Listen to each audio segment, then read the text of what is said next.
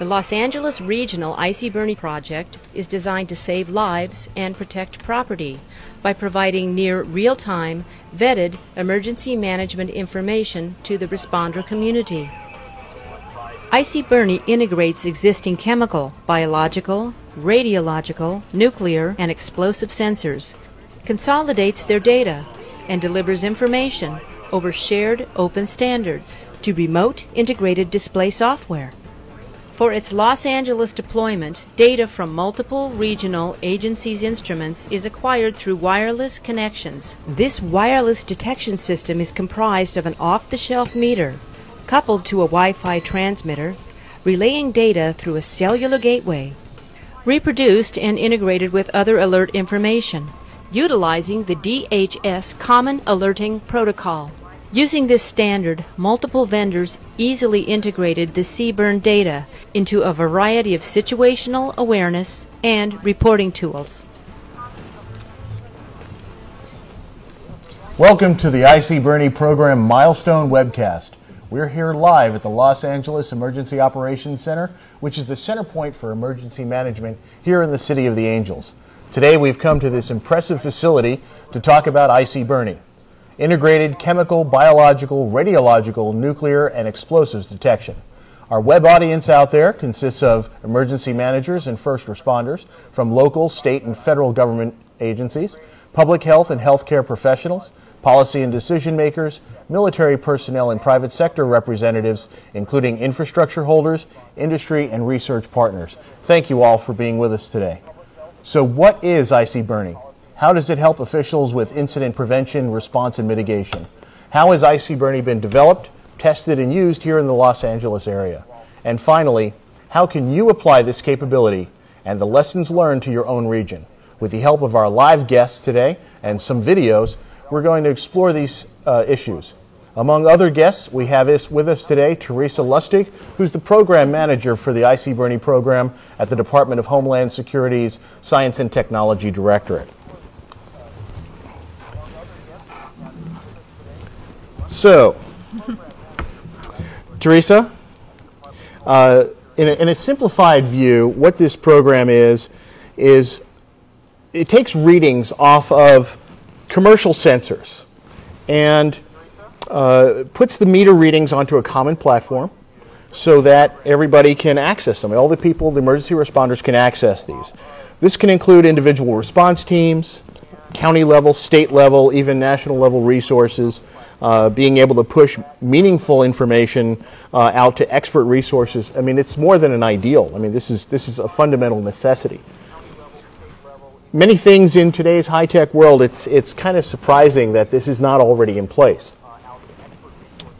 So the fact is, I understand there's no standards. There have been no standards to date. And the most advanced implementation of the concept is right here now in Los Angeles. We funded this project through the Department of Homeland Security Science and Technology Directorate. This is your program. So why don't you tell us a little bit about it, how DHS got involved in this whole thing? Sure, John. First, though, I wanted to thank James Featherston. He's the director of the Emergency Operations Center here in LA for allowing us to broadcast from the Emergency Operations Center. Now, the program originally had a goal of integrating detection systems that were being deployed throughout DHS to various cities across the country. And it became really obvious from the beginning that if we weren't including the locals in that integration, we weren't going to have a successful project. So we looked at starting a number of pilots throughout the country so that we can demonstrate integration.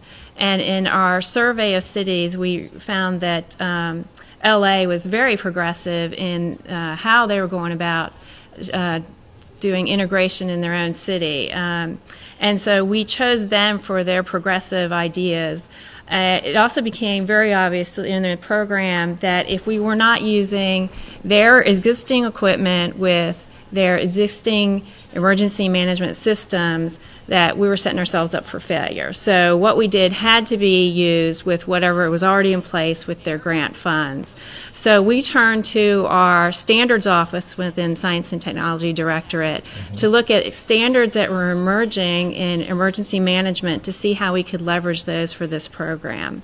And I think over the past few years, we've been very successful in demonstrating that. We've had a number of major demonstrations, including the systems have been deployed for the Grammy and Academy Awards, also some sporting events, and we've actually had a formal large-scale demonstration here last August that was a scenario with a 10-kiloton nuclear device. So a very large formal demonstration that we'll talk about later in the show. Excellent. Thank you, Teresa. Well, that gives us a good overview. Throughout this webcast, we're going to be hearing from a wide variety of people from agencies who've been involved in this project. You're going to see the equipment. You're going to learn a little bit about how ICBRNE works and what it means for the region and ultimately for you. So let's begin with an animation that explains really the architecture behind the ICBRNE. It'll be presented by David Lamensdorf. He's the president of Safe Environment Engineering. He's our private sector partner in this effort. David has been an instrumental figure in this ICBRNE project from the get-go. David, let's take it to you and take a look at the animation. No, thanks, John. Appreciate it. So essentially, I'm going to read a little bit off the animation here. We're connecting technologies that really connect a lot of the sensors together and relay that data to any off-site computer or mobile device, specifically using the standards that you were mentioning earlier. So essentially, what we're doing is connecting a variety of different instruments together, from chemical detectors to biological or particulate monitors, to radiological nuclear devices, to even explosive detectors, pretty agnostic, if you will, to the sensor itself. And to that, we're marrying it with a communications device that allows those off-the-shelf legacy sensors to tie in with GPS location tracking and a wireless network. And essentially what we do is we tie those devices together. So we're connecting the instrument to the wireless device and relaying that data back out over the internet, or actually out over any network type connection. I think that's kind of an important point, is that we now give these instruments a network to move over.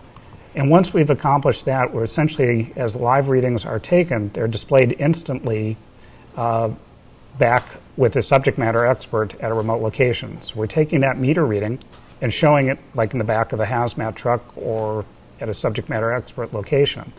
And they're reading that in real time and can see if there's any alarm situation that occurs.